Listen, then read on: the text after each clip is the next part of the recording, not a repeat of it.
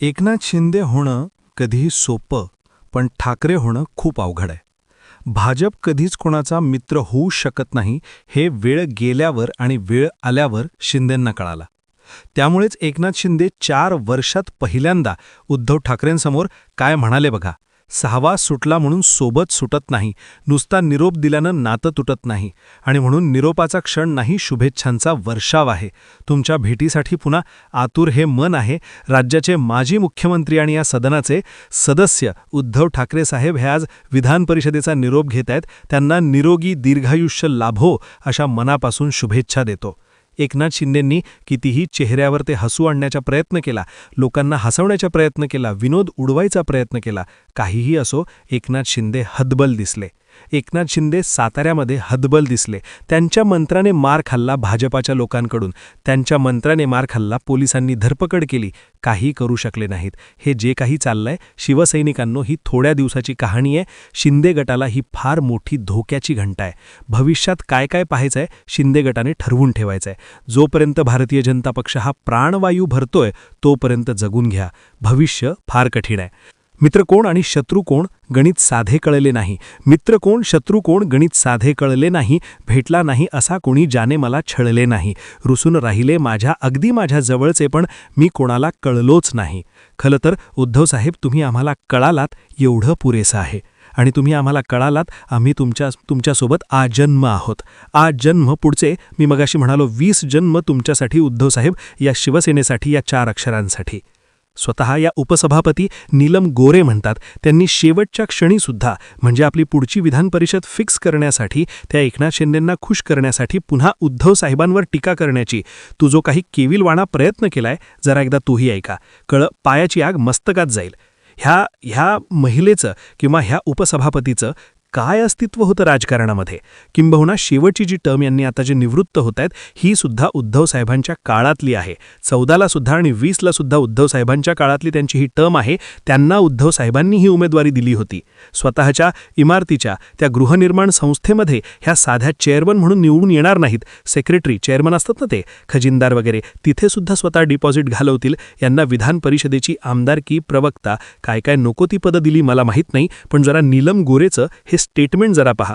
पटलं नाही आणि काय आता काही गोष्टी बोलायच्या नाही. मग ते काय ती कविताशी त्यांनी ती वाचली शेवटची, की मला कोणी समजून घेतलं नाही म्हणून त्यांची मी ऋणी आहे याच्यासाठी की त्यांनी मला 3 वेळेला आमदार केलं.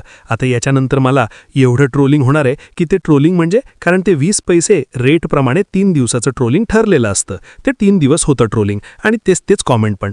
साहेब, काहीतरी माझं नवीन काहीतरी शोधून तरी घालायला पाहिजे त्यांनी, तेच होत असतं. दुसरं मला असं सांगायचं आहे की सवंगडी सोडून गेले. आपल्या घरचा एखादा सेवक सोडून गेला तरी मी 2 दिवस विचार करते की आपलं काही चुकलंय का?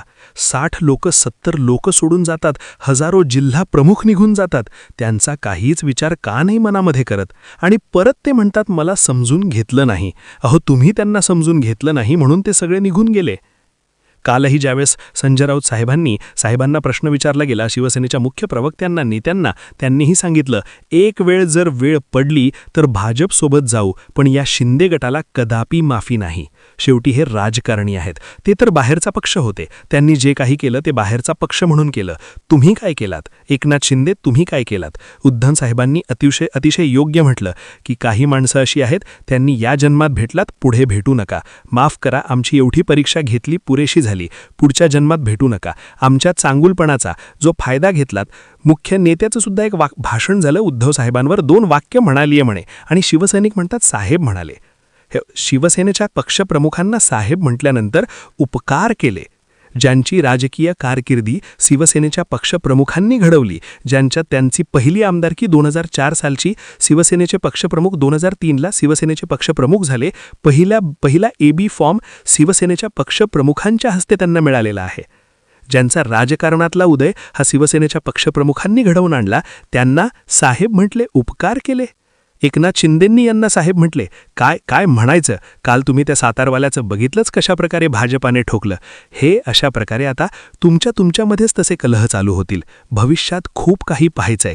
शिंदे गटाने ठरवून ठेवायचं, जोपर्यंत भारतीय जनता पक्ष हा प्राणवायू भरतोय तोपर्यंत जगून घ्या. भविष्य फार कठीण आहे. काल उद्धव ठाकरे पाहिल्यानंतर पुन्हा लोक म्हणायला लागले की खरंच ठाकरे होणे सोपे नाही. उद्धव ठाकरे अशी व्यक्ती आहे की ज्या व्यक्तीला खरं तर राजकारणच समजले नाही. त्यामुळे कालच्या पटलावरती कदाचित देवेंद्र फडणवीसांनी आणि एका अंगाने एकनाथ शिंदेंनी मान्य केले की ठाकरेंना खरंच राजकारण कळले नाही. जिथे बोट धरून चालायचे होते तिथे ठाकरे शब्द पकडून बसले आणि दोन व्यक्तींची, दोन पक्षांची फाटाफूट झाली. इकडे एकनाथ शिंदे 5 वर्षांनंतर पहिल्यांदा उद्धव ठाकरेंसमोर म्हणाले, "सवास सुटला म्हणून सोबत सुटत नाही. सवास सुटला म्हणून सोबत सुटत नाही, नुसता निरोप दिल्याने नातं तुटत नाही. निरोपाचा क्षण नाही, शुभेच्छांचा सण आहे. आणि म्हणून निरोपाचा क्षण नाही, शुभेच्छांचा वर्षाव आहे.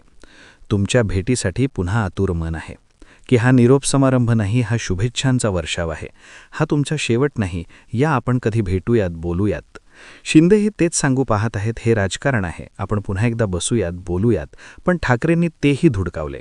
नीतिमत्ता, भावना, वैचारिकता या गोष्टींना खरोखर राजकारणामध्ये काही स्थान आहे की नाही हा प्रश्न होता. पण त्या मुद्द्यांना स्थान आहे हे ठाकरे वारंवार बोलून दाखवतात.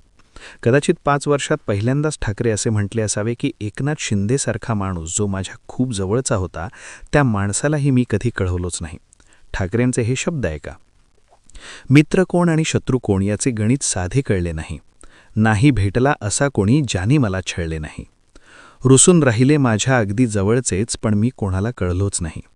देवेंद्र फडणवीस तर असेही आणि तसेही विरोधक बनले होते, पण कदाचित साताऱ्यामध्ये 20 तारखेला जे घडले त्यानंतर एकनाथ शिंदेंनासुद्धा ही अनुभूती झाली असावी की ठाकरे त्यावेळी योग्यच होते.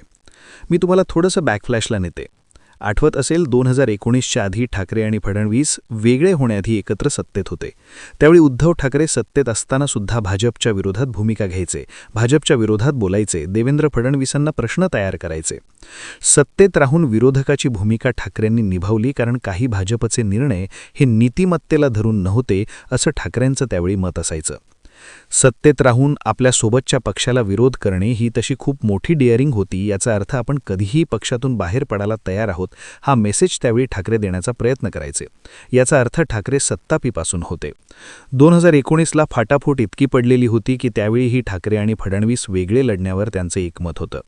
त्यानंतर ठाकरे-शहांची भेट झाली, फॉर्म्युला ठरला अशी घोषणा झाली आणि 2 पक्ष एकत्र लढले. अडीच वर्षांचं मंत्रिपद, मुख्यमंत्रीपद द्यायला फडणवीस किंवा भाजप हा पक्ष तयार नव्हता. जे ठरले ते द्यायला तयार नाहीत, तर मग आम्ही दुसरा रस्ता निवडतो या भूमिकेवर ठाकरे आले आणि महाविकास आघाडीचा प्रयोग झाला. त्याच ठाकरेंची जिरवण्यासाठी 2.5 वर्षानंतर म्हणजे जवळपास 2022च्या जून महिन्यात साम दाम दंड भेद ही रणनीती आखत एकनाथ शिंदेंना 2.5 वर्षांसाठी मुख्यमंत्रीपद देण्यात आले. जे शिंदेंबाबत केले तेच 2019ला ठाकरेंबाबत केले असते तरीसुद्धा भाजपा आणि शिंदेंवरती हवे तितके शिक्के लागले नसते, गद्दारीचा शिक्का लागला नसता. 2.5 वर्षे एकनाथ शिंदेंना मुख्यमंत्रीपद देऊन असं जाणवलं की हेही आपल्या डोक्यावर बसू शकतात आणि त्यामुळे हळूहळू करून शिंदेंना हटवण्याची तयारी होऊ लागली. 2024चे इलेक्शन पार पडले आणि त्यानंतर शिंदे उपमुख्यमंत्रीपदावर आले. तेव्हापासून आत्तापर्यंतची जर एक टाईमलाईन जोडायची तर आनंदाचा शिदा, माझी शाळा असे बऱ्याच एकनाथ शिंदेंच्या योजना बंद झाल्या. योगेश कदम, संजय शिरसाट, संदीपान भुमरे, दादा भुसे असे एकनाथ शिंदेंचे अनेक मंत्री अडचणीत आणले गेले. आताही दीपक केसरकर हे अडचणीत आणले गेले. त्यानंतर नगरपरिषदा, महानगरपालिका निवडणुका आणि आता झेडपी. नगरपरिषदेला सगळे पक्ष स्वतंत्र लढले. शिंदेंनी अनेक नगरपरिषदा काबीज केल्या. महानगरपालिकेत फक्त मुंबईपुरती युती केली गेली आणि आता झेडपीमध्ये सामदाम दंडभेद वापरून सातारा झेडपी ताब्यात घेतली.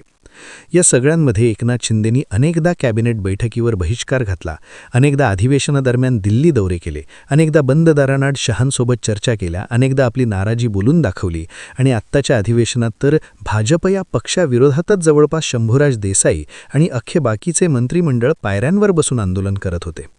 पण आपलेच दात आणि आपलेच होठ या भूमिकेमुळे शिंदेंना बोलता येणार नाही आणि म्हणून काल कदाचित विधान परिषदेमध्ये पुन्हा एकदा आपण भेटू हे शिंदेंचे ठाकरेंसाठी निघालेले उद्गार. शेवटी मी उद्धव ठाकरेबाबत उद्धव ठाकरे साहेब हे 2022 नंतर शिंदेंच्या तोंडून ऐकलेले शब्द सांगतायत की ठाकरे होणे खरंच सोपे नाही, याची अनुभूती कदाचित शिंदेंना आली असावी. तुम्हाला काय वाटतं? राजकारणाचे छक्के पंजे म्हणजे खरोखर ठाकरेंना समजले नाही का? की ठाकरे जे करत होते ती नीतिमत्ता होती आणि हे जे राजकारण सुरू होतं ते अभद्र राजकारण होतं, कूटनीती होती, की मग हेच राजकारण असते? कमेंट करा. मुद्दा विषय आवडला असेल तर जास्तीत जास्त लोकांपर्यंत जरूर शेअर करा आणि अशाच राजकीय घडामोडी जाणून घेण्यासाठी आपल्या जनसंवाद या चॅनलला सबस्क्राईब करा. धन्यवाद.